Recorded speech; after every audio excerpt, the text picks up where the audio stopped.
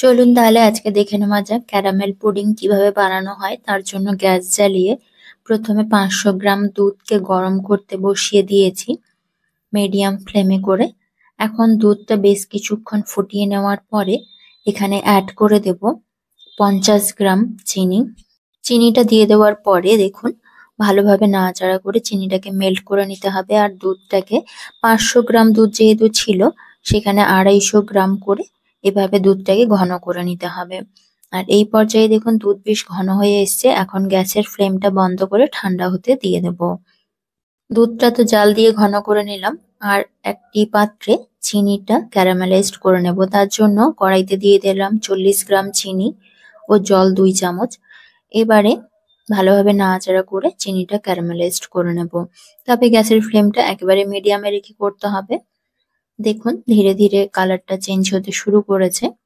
এভাবে একেবারে লালচে কালার না হওয়া পর্যন্ত এভাবে মিডিয়াম ফ্লেমে চিনিটা ক্যারামেলাইজড করে নিতে হবে।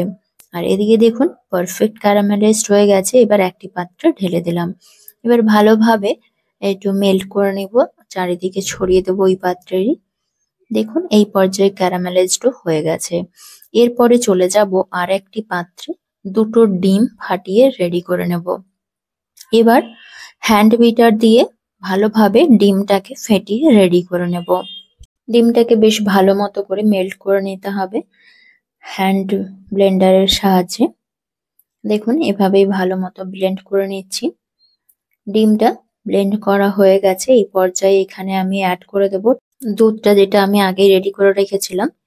এবার দুধটা দিয়ে আবারও ডিমের সাথে বেশ ভালো মতো করে মিশিয়ে নেব এভাবে। দেখুন মেশানোটা বেশ ভালো মতো হয়ে গেছে। এখন আমি এখানে অ্যাড করব 1 চামচ ভ্যানিলা এসেন্স। ভ্যানিলা এসেন্সটা দিয়ে আবারও বেশ ভালো মতো করে এভাবে মিশিয়ে নেব। এরপরে এই মিশ্রণটি একটি ছাঁকনির সাহায্যে ক্যারামেলাইজড করা পাত্রে ঢেলে দেব। তবে ছাঁকনি দিয়ে ছেঁকে নিলে দুধ ও ডিমের মধ্যে যে লাম্পসগুলো রয়েছে সেগুলো বেরিয়ে যাবে। আর পুডিংটা খাওয়ার সময় সেভাবে মুখে পড়বে না, খেতে বেশ ভালোই লাগবে। দেখুন এভাবে ছেঁকে নিলাম। এরপরে ঢাকনা লাগিয়ে এটি ভাপিয়ে নেব। তার জন্য আর আজকের এই পুডিংয়ের রেসিপি ভালো লাগলে অবশ্যই লাইক কমেন্ট শেয়ার করতে ভুলবেন না। সেই সঙ্গে আচার্য ফ্যামিলি কিচেনকে সাবস্ক্রাইব করে পাশে থাকবেন। আর এদিকে দেখুন ঢাকনাটা লাগিয়ে নিলাম। এবার গ্যাসের চুলায় করে একটি পাত্র বসিয়ে দিয়ে তাতে দিয়ে দিলাম একটি টিস্যু পেপার ও 1 কাপ জল। এবার টিফিন বাক্সটা বসিয়ে এভাবে ঢাকা লাগিয়ে আধ ঘন্টা পর্যন্ত ভাপিয়ে নেব। আধ ঘন্টা পরে গ্যাসের ফ্লেমটা বন্ধ করে দিয়ে 2 ঘন্টার মতো টিফিন বাক্সটা ঠান্ডা করে নিয়ে ফ্রিজে রেখে দিয়েছিলাম। ঠিক 2 ঘন্টা পরে পাত্রটা বের করে নিয়ে এসে দেখাচ্ছি। দেখুন ফ্রিজ থেকে বের করে আধ ঘন্টা রেস্ট টাইম দিয়েছিলাম। তারপরে দেখুন কতটা সুন্দরভাবে জমে গেছে। এবার একটি ছুরির সাহায্যে সাইড থেকে এভাবে সাইডটা ছাড়িয়ে নেব। তারপরে প্লেটে ঢেলে দেব। তাহলে দেখতেও সুন্দর লাগবে। আর পিস পিস করে কেটে সার্ভ করতে থাকুন। দেখুন এভাবে উল্টে পাত্রে পুডিংটা সার্ভ করে দিচ্ছি। আর দেখুন পুডিংটা দেখতে কতটা সুন্দর হয়েছে।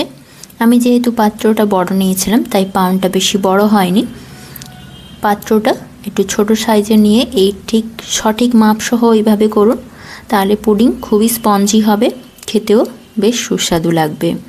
খুব সহজেই মাত্র 3টি উপকরণ দিয়েই বানিয়ে নেওয়া যেতে পারে। আর ঠিক এরকমভাবেই পুডিং বানিয়ে সবাইকে সার্ভ করুন। আজকে এই পুডিংয়ের রেসিপি ভালো লাগলে অবশ্যই কমেন্ট ও শেয়ার করে দেবেন, সেই সঙ্গে একটা লাইক করে দেবেন। আর দেখুন কতটা স্পঞ্জি হয়েছে, ঠিক এরকমভাবেই আপনারাও বানান। ধন্যবাদ অনেক।